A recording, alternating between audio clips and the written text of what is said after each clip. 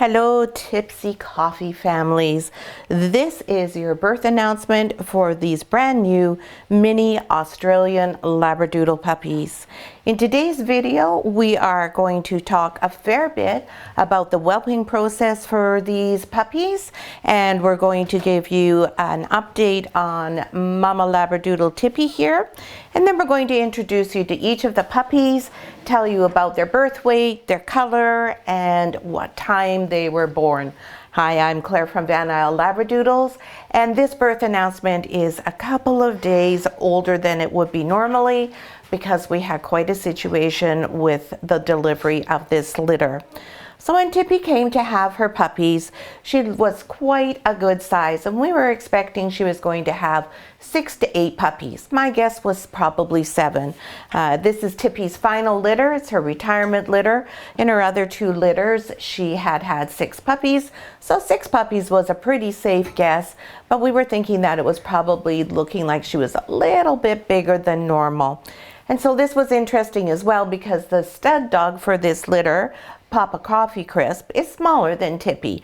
So we thought, well, that probably means the puppies are a bit smaller, so she probably has a few more. So Tippy was due on the 17th of June, and she waited to go into labor until Father's Day, the 18th of June. And that was the very first time we've ever had a girl that's gone past her due date. So didn't think too much about it.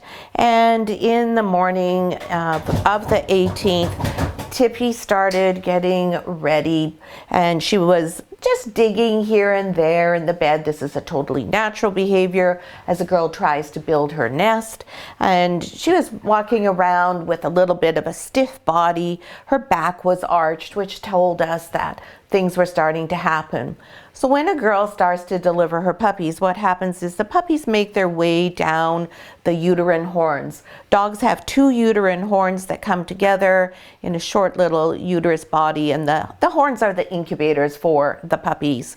So you may have one horn with 4 puppies and the other with only 1, or you may have them evenly distributed. And what happens when they give birth is what we think happens is one horn is probably delivered entirely. There's a little bit of a wait, and then the puppies in the second horn are delivered. Nobody knows if that's true or not. It just as well could be one from this side, one from that side, and they keep alternating. But there is almost always a pause during delivery, and pauses during delivery are entirely normal. As long as the girl's not in distress and she's not pushing with no results, it's something you just usually wait and see. And these pauses can last up to 24 hours, believe it or not, which is really a long time. It's exhausting for the girl, it's exhausting for the midwives as well, because the girls do not eat while they still have puppies in them. So that's usually a really good way if you aren't able to palpate and feel if there's more puppies, or if you don't have your own ultrasound machine. If a girl refuses food, that generally is pretty much an indication that she still has some puppies. So the puppies started to arrive at 9:45 a.m. on the 18th, and then the last puppy was born at 5 to 12, and then everything stopped. Now, Tippy was not pushing. We were watching her continually. Reynold and I were both there the whole time, and of course, we're keeping a very close eye on what was going on. And every now and then, very occasionally, we would see a very small push. And about an hour and a half after this going on and no puppies arriving, a placenta was delivered. Now, puppies come in their own birth sac, and the placenta, they each have their own birth sac and placenta, and it's attached with their umbilical cord. Sometimes when the puppies are born, they might have come out of the sac already, and sometimes their placenta may have become detached from them. So with these puppies, when they were born, only one was in the birth sac with their placenta. Everyone else, the puppy was born out of their sac and without their placenta. So it's very important that you keep track of the placentas arriving later. And if they don't all arrive, that you make a note of that, because the placenta, if it remains in the girl's body, it can ultimately cause a serious infection. What generally happens is, if they don't all arrive, is within the next 24 hours when the girl is going to the bathroom, the placenta will just come out. So you don't always even know that it has come out, but you'll know if it hasn't, because generally speaking, you'll have a girl who starts to get a fever and isn't feeling well because the placenta has been retained and there's a little bit of infection brewing. So after an hour and a half of these sort of half-hearted pushes, Tippy wasn't in distress. She had her head down and was asleep. There was a placenta delivered, and she wasn't even pushing hard enough for that to come out on its own. I had to deliver it, and that was fine. Everything was normal. We now had all the placentas accounted for. All 4 had been delivered, and we had the 4 puppies. And after about this 2-hour point, Tippy's whole demeanor changed. She was looking very, not distressed, but depressed. She was no longer interested in the puppies. She wasn't licking them. She didn't mind that they were nursing, but she wasn't paying attention to them. And normally when new puppies arrive, the mom is forever licking. It's nonstop. The poor puppies have a hard time nursing because they're getting knocked off from mom licking them all the time. But Tippy just had her head down. So after about half an hour of this and feeling her, I was sure there was at least 1, and I felt that there was 2 more puppies and something was wrong. Now, we had just Reynolds and I here, and we have other litters here, so we both couldn't go off to take Tippy to emergency. It's an hour's drive from our home, and it needs 2 people, because somebody needs to be with her just in case the puppy does come during the drive. And that's happened many a time. We have delivered many puppies in the back of our Murano. So I'm fortunate that my cousin lives very close by. I called her up, and she came over right away. And so she drove us off to emergency. And so emergency, of course, is done on a triage basis. And they checked Tippy's vitals. She didn't have a temperature. Everything was normal. She was slightly anemic, which is entirely expected after just giving birth. And her potassium levels were slightly low, which again is also normal if you're giving birth. And what had happened while Tippy was delivering these puppies was she threw up 4 times. Now, it's not unusual for a girl to throw up before she goes into labor, and sometimes during labor, but 4 times was a little bit out of the ordinary. So that's what brought her potassium levels down. So because there are very few emergency hospitals any longer, we had to wait for 5.5 hours before Tippy was actually seen. And all that needed to be done was an x-ray to confirm that there were puppies remaining. And then if it was the vet's opinion that she was not going to be able to deliver them, then we would have to do a C-section. So sure enough, the x-ray came back showing there were 2 more puppies. And one of the puppies was very large. So it was concluded that because the puppy was so big, that was the problem, and that Tippy wasn't going to be able to deliver that puppy naturally. And so we agreed that she would have a cesarean section. So now while we made all of those arrangements, there was a very critical life and death situation with a dog that came in. The vets that were working at emergency at that day made the call that that dog needed to be operated on first, and that Tippy was safe to be held off. So they had us leave the Miss Purple there. We'll just give her a hand to go the right way around. There we go. The decision was made to leave the puppies with Tippy so that they could continue to nurse while she was awaiting surgery. Now with the girl, when she has C-section, when everything goes according to plan, she has the surgery, she's giving a mild pain relief and anti-inflammatory, and she goes back with her puppies pretty much immediately, along with the puppies that are being delivered. Well, that's not how things worked out with Tippy. What had happened was her uterus ruptured. Now, why did that happen? Nobody knows for sure. She had a few lesions on her uterus that may have contributed to allowing it to tear more readily. It could have been that the puppy, the big puppy, she was trying so hard to deliver that puppy that the uterus ruptured from all of those efforts without being able to deliver the puppy. Unfortunately, because they waited for 10 hours after we brought Tippy in, the 2 remaining puppies were not viable at the time of the section. So those 2 puppies did not make it. The 1 puppy, the last puppy in the uterine horn, likely would have perished in any event, but the bigger puppy probably would have survived. So sadly, we don't have all of our puppies that were conceived, but we do have 4 amazingly happy and healthy puppies. Now, in Tippy's cesarean with having a ruptured uterus, that's a completely different process. It's a much more major surgery. She was spayed at the same time because we weren't going to repair her uterus. And there is a much, much greater risk of infection. So the uterus is removed, and then she was flushed out multiple times to try and remove anything that could possibly cause an infection after the surgery and after she's been closed up again. This also meant that Tippy needed time to stay in the hospital to be monitored to see if an infection was brewing, and also she needed more time to recover because this was a more major procedure. So we had to go back to emergency to get the puppies and bring them back here. Now, everyone who's on this litter, and if you've been following her along on Facebook, you'll know that our incredible super mom, JoJo, fostered Tippy's puppies while she was recovering.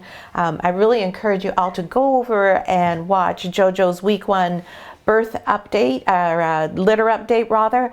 I have gone into quite a bit of information there on how we managed to convince JoJo to take the puppies and what was all involved with that. So Tippy had a drain in her incision, and that is how the infection is monitored. If there was a log coming out of the drain, then there was still an infection and she wasn't able to go home until there was less than 10 cc's in her drain over a 24-hour period.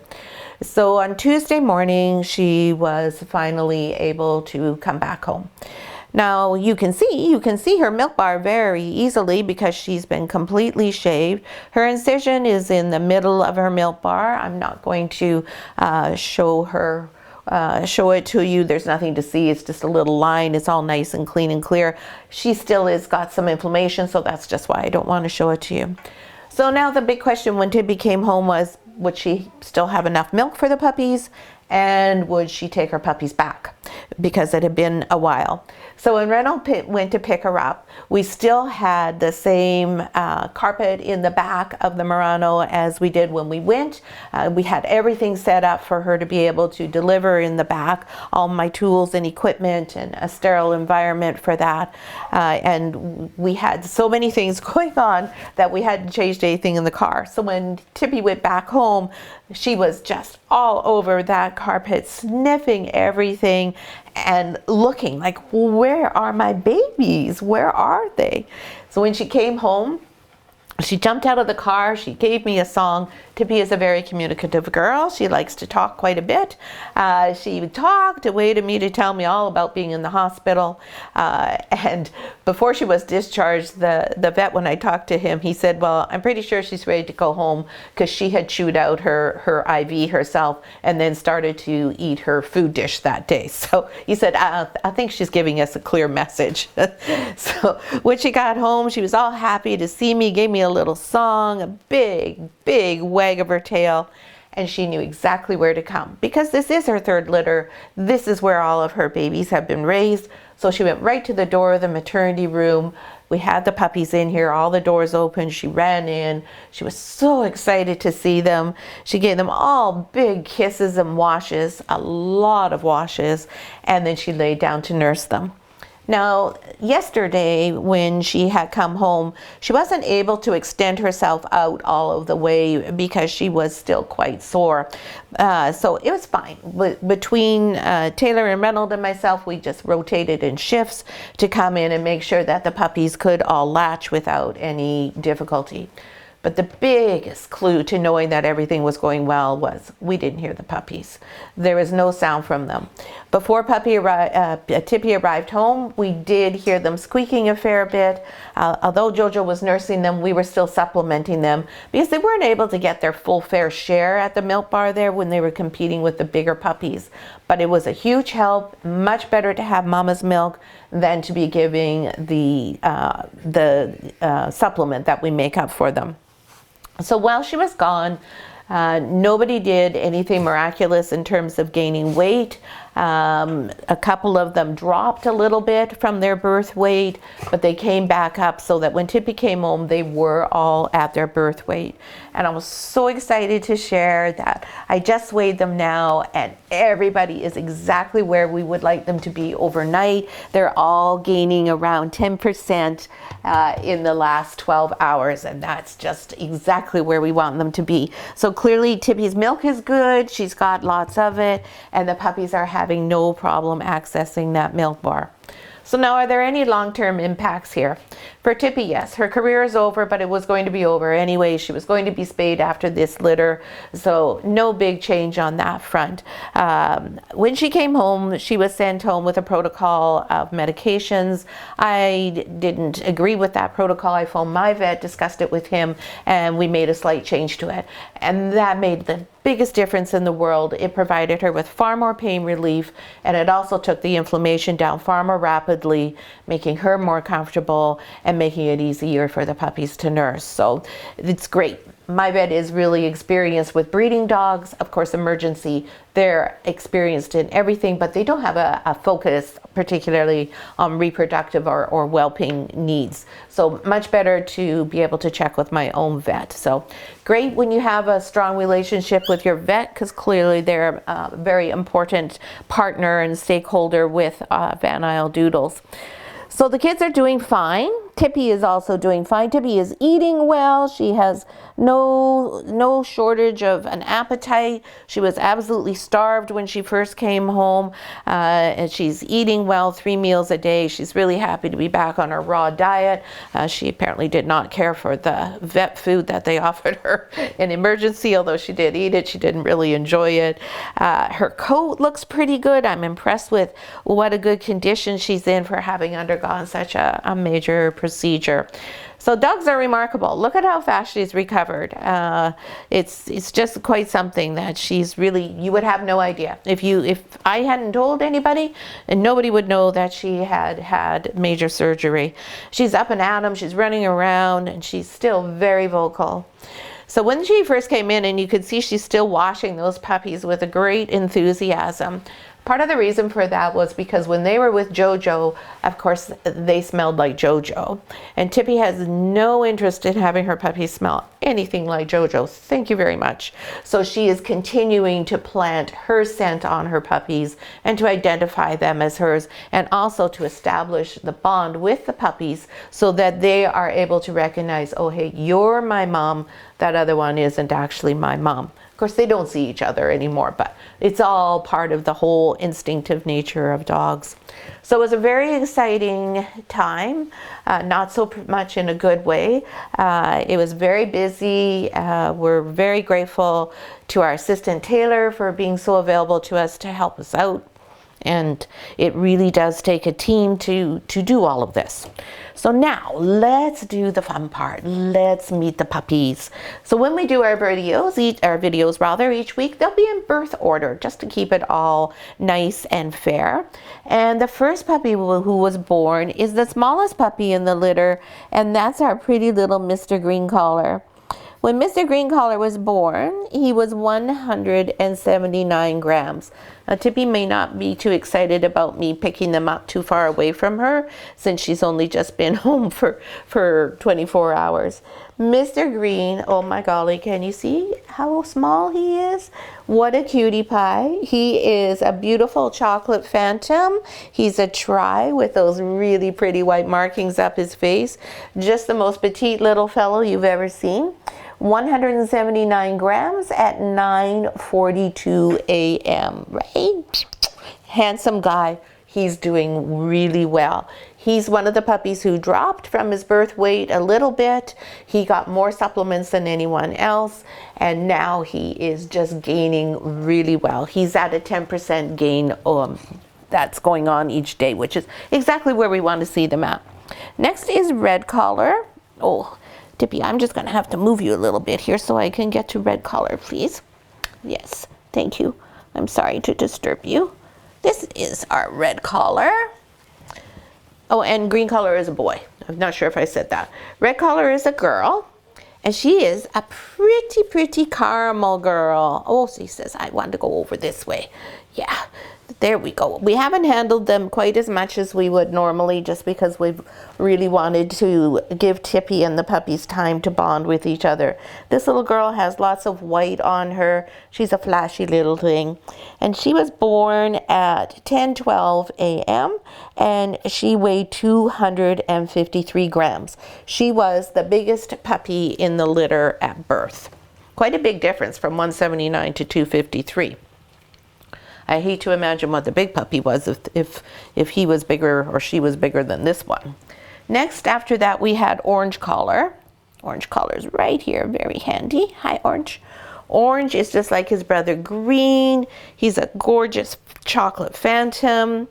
He's a little bit darker at the moment than his brother is, and he doesn't have the white that his brother does on the face, but he does have it on his chest there. Hello, handsome. So Mr. Orange, he was born at 10:41 a.m. and he came in at 209 grams. And then our last puppy that arrived was Purple Collar Girl.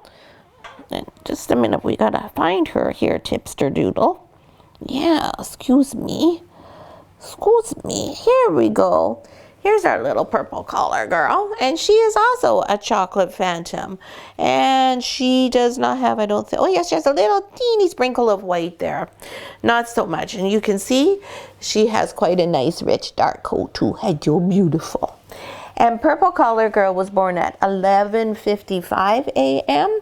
and she weighed 216 grams. And that was all of the puppies. Not a lot, since we only have the 4. So you might wonder, well, what happens when you're expecting 6 and you only have 4? What happens to the families who are on the list? Well, as it turned out, I was one of the people on this list. I do not have a keeper puppy from Tippy, so I was very much hoping that I would have a daughter from her to carry on her line, but I gave up my spot so that we disappointed as few families as possible. It was just one family, and we have been able to find them a spot, and it has a bit of a connection because it's Tippy's half-sister Juniper in the Sable Truffles litter, and that's where we were able to move that family to. So when we don't have enough puppies, we are always able to offer you something that's very similar, not too far away. It does mean wait a little bit longer, but not too much, so that you still get what it was that you were hoping to get in the first place. So that's our update. It's been a wild few days around here. I think we'll all be really happy just to have things be quite dull and boring now. You can see little Green there. This is the first time that I've actually seen him lying upside down. And the reason why he's lying upside down is because this is the first little time that he's had a really full tummy.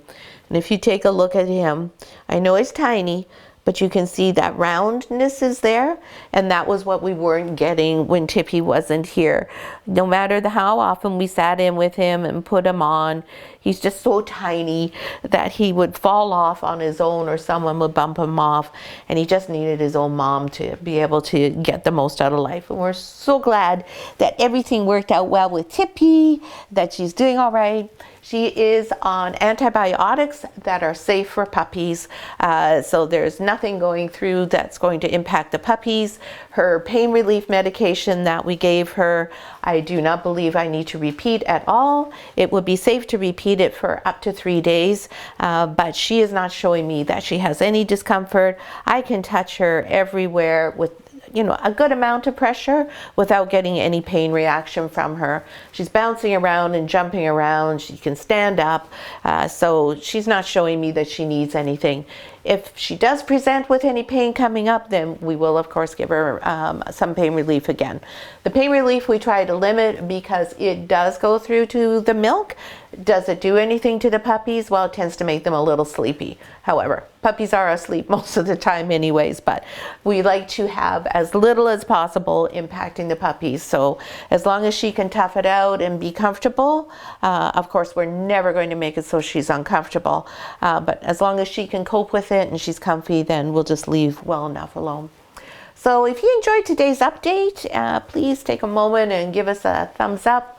We'd very much appreciate that. It sure helps us out and gets the channel seen by lots of people who are interested in these types of things.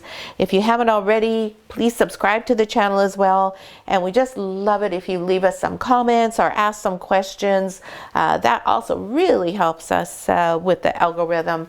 And I love to answer your questions and talk about dogs. I could do that all day long. So thanks so much for watching. We'll be back with our week 1 update, and I hope it's way more boring than this one. See you soon.